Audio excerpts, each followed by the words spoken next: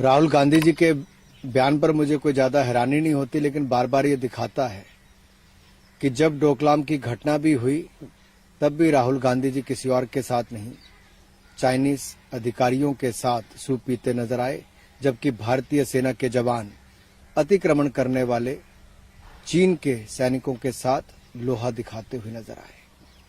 जब भारत के सैनिकों ने सर्जिकल स्ट्राइक की तब भी राहुल गांधी जी और विपक्ष के नेता प्रश्न चिन्ह खड़े करते नजर आए।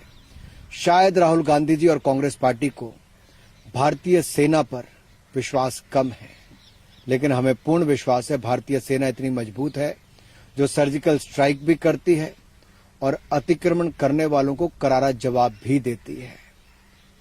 और ये वो लोग हैं जो तब भी चीन के अधिकारियों के साथ सूप पीते नजर आते थे और आज भी देश के अंदर बैठकर चीन का डर दिखाते हैं।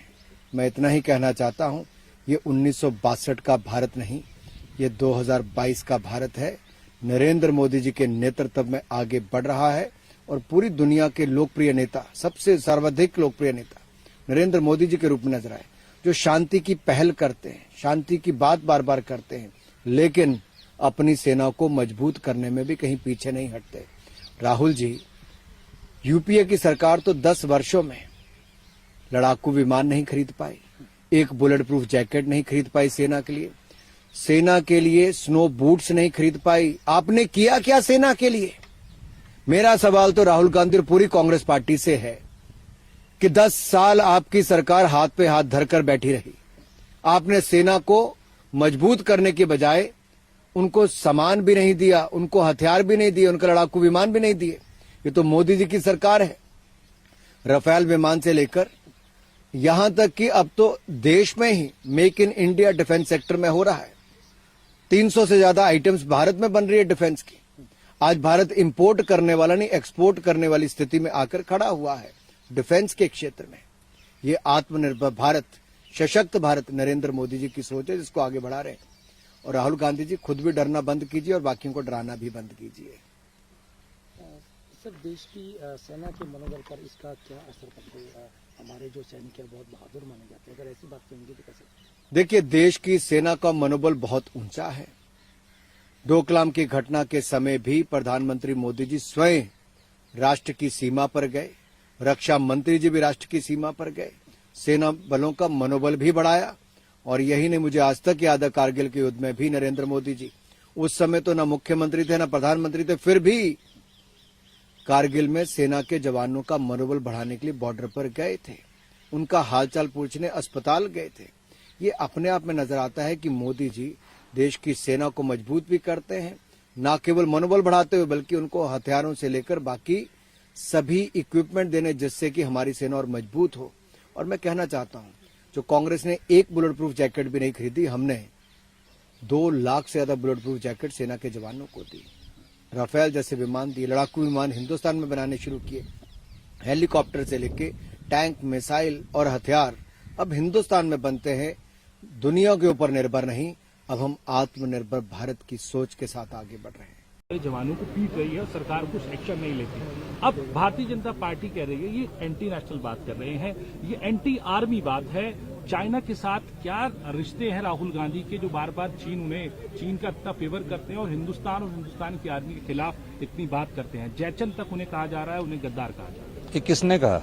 ये भारतीय जनता पार्टी के प्रवक्ता गौरव भाटिया कह रहे हैं, उनको जयचंद, एक सांसद हैं, वो ये कह रहे हैं कि सीधे तौर पर वो गद्दार हैं। और राज्यवर्धन सिंह राठौर ये कह रहे हैं कि उस वक्त पंडित नेहरू जब प्रधानमंत्री थे, उनके दादा ग्रैंडफादर, तब 37,000 किलोमीटर की जमीन चीन ले गया था। किस तरीके से देखते हैं? ये सिर्फ ध्यान बांटने की लिए इस प्रकार के बयान दिए जाते हैं और उनको राहुल गांधी जी की जो भारत जोड़ो यात्रा है उससे घबराहट पैदा हो चुकी है।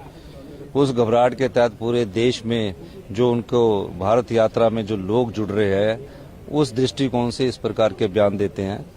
सैनिकों को, अगर हिंदुस्तान के सैनिकों को नुकसान पहुंचाया है, अगर उन्होंने इस बात को किया तो इसमें एंटी नेशनल क्या हो गया? कोई ऐसी चीज बताइए कि एंटी नेशनल की। और उस व्यक्ति ने बयान दिया जिसके देश के 2 प्रधानमंत्रियों ने इस देश की एकता और अखंडता के लिए बलिदान दिया। इंदिरा गांधी को 36 गोलियां लगी थी चौखट से बाहर आई तो सिर्फ क्या निकला, जय हिंद। उनसे आप देशभक्ति की परिभाषा पूछ रहे हो। पिता राजनीति में नहीं आना चाहते थे, पायलट थे।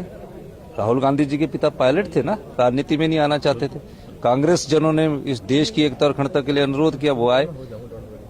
5 साल बाद उन्हें भी बम से उड़ा दिया गया। तो इस दृष्टि से अगर उन पर टिप्पणी करते हैं, ठीक है, आप की सरकार की नाकामी है उसे छुपाने के लिए आप छद्म राष्ट्रवाद की परिभाषा गढ़ना चाहते हैं, वो गढ़ी है, आपकी राजनीति हो सकती है। लेकिन मेरा ये मानना है कि इस प्रकार के बयान से देश भी कमजोर होता है और सेना का मनोबल भी कमजोर होता है, जो भारतीय जनता पार्टी के नेता देते हैं। धन्यवाद। हमारे साथ हिमाचल प्रदेश के मुख्यमंत्री सुखविंदर सिंह सुक्खू जी ज्वाइन कर रहे हैं। सर, जयराम ठाकुर कि अरुणाचल में सेनाओं को पीटा गया है, आपको लगता है?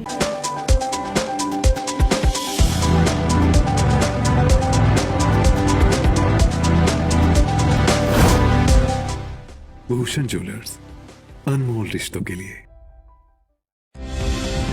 आप देख रहे हैं टाइम्स ऑफ हिमाचल। अन्य खबरों के लिए बने रहे हमारे साथ। शुक्रिया।